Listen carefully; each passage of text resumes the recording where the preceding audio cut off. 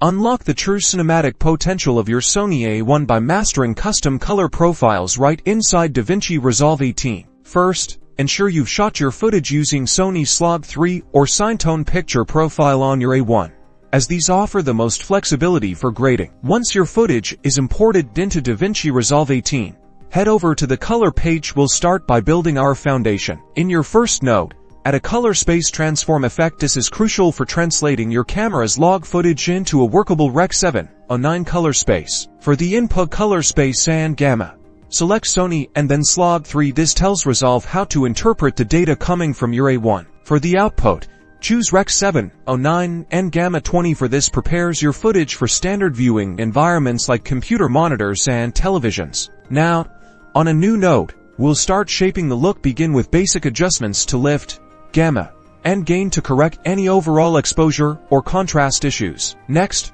refine your colors. Use the hue versus saturation curves. For instance, you might want to desaturate intense reds from the A1's output or boost the blues in the sky. Don't forget the Primaries wheels. Adjusting the temperature and tint here can quickly correct any lingering white balance casts to achieve a neutral starting point.